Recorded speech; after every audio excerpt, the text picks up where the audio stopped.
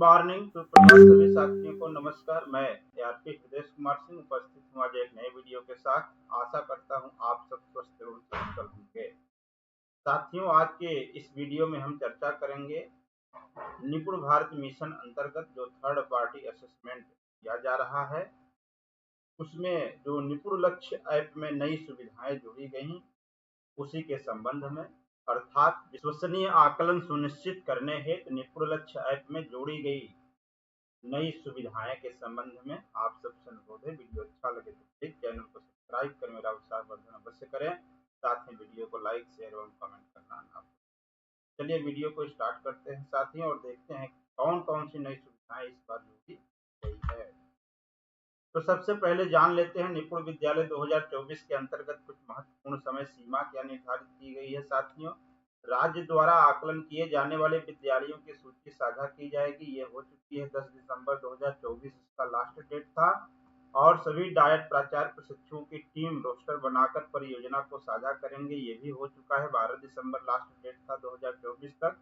सभी जनपदों में डीएलएड आकलन गुणवत्ता पूर्वक पूर्ण किए जाएंगे। इसके लिए जो समय सीमा निर्धारित की गई है साथियों, 28 दिसंबर 2024 तक। तो 28 दिसंबर 2024 तक समस्त जनपदों में डीएलएड प्रशिक्षुओं द्वारा आकलन किया जाएगा और प्रशिक्षुओं द्वारा आकलन के आधार पर निपुण विद्यालय की घोषणा की जाएगी। तो आइए देखते हैं कौन कौन से महत्वपूर्ण सुविधाएं जोड़ी गई हैं जो नवीन है। जो निपुण लक्ष्य ऐप में जोड़ी गई नई सुविधा के अंतर्गत सबसे पहली जो सुविधा है वो छात्र फोटो का है। अर्थात जब आकलन प्रारंभ किया जाएगा, ऐप परीक्षक को यादृच्छिक रूप से छात्र के साथ सेल्फी लेने का संकेत देगा। यानी ऐप कहेगा कि अब छात्र का फोटो खींचें, तो छात्र का फोटो लिया जाएगा। इसके बाद जो दूसरी सुविधा है निपुण लक्ष्य ऐप में, छात्र का नाम पुकारना। आकलन से पहले छात्र का नाम पुकारा जाएगा। जब फोटो खींच लिया जाएगा इसके बाद छात्र का नाम पुकारा जाएगा साथियों।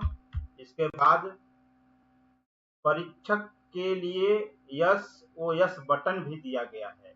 ये SOS बटन दिया गया है। इस बटन का उपयोग प्रशिक्षु तभी करेंगे जब उनके साथ कोई अनियमितता हो रही हो, जबरदस्ती हो रही है या अनुचित तरीकों को अपनाया जा रहा है। ऐसी स्थिति में इस बटन का प्रयोग कर परियोजना को सूचना देंगे। ये नई सुविधा जोड़ी गई है साथियों।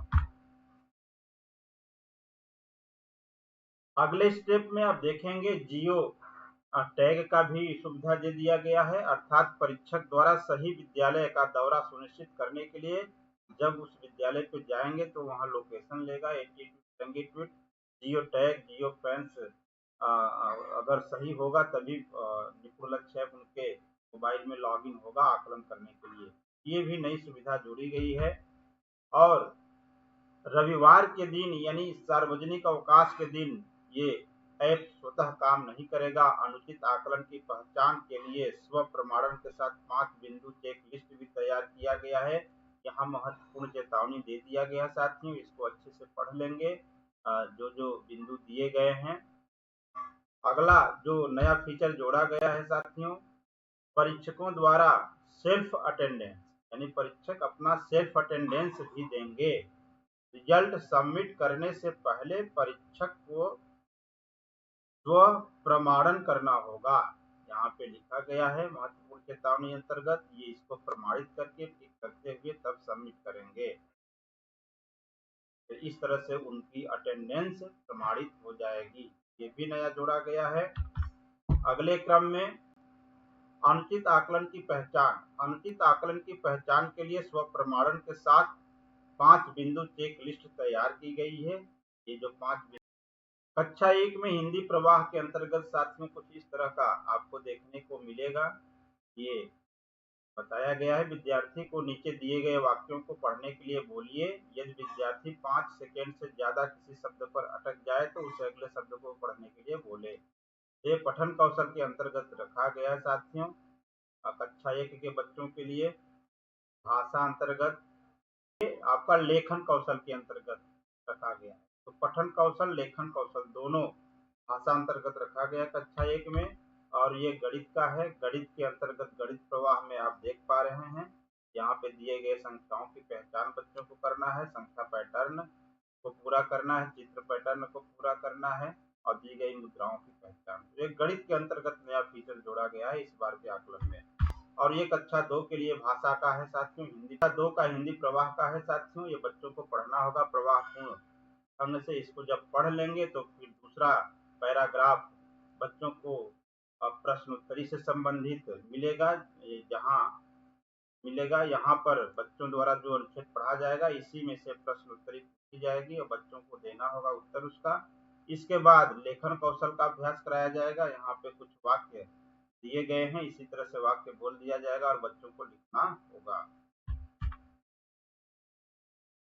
गणित प्रवाह के अंतर्गत कक्षा 2 में आप देख पा रहे हैं छोटी संख्या पहचाने, यानी छोटी बड़ी संख्याओं की पहचान करानी होगी। संख्या पैटर्न का भी इसमें दिया गया है और मुद्राओं की पहचान भी आपको कक्षा 2 में देखने को मिल रहा है। और जोड़ घटाव ये सब देखिए, कुछ प्रश्नोत्तरी बना करके दिया गया कि अनीता के पास 70 रुपये हैं, वह 90 में एक डायरी खरीदना चाहता है, उसे और कितने रुपए चाहिए। तो ये देख लीजिए, इस तरह से प्रश्न आएंगे घुमा फिरा करके, जोड़ है कि घटाना है, ये बच्चे को थोड़ा दिमाग लगाना होगा साथियों।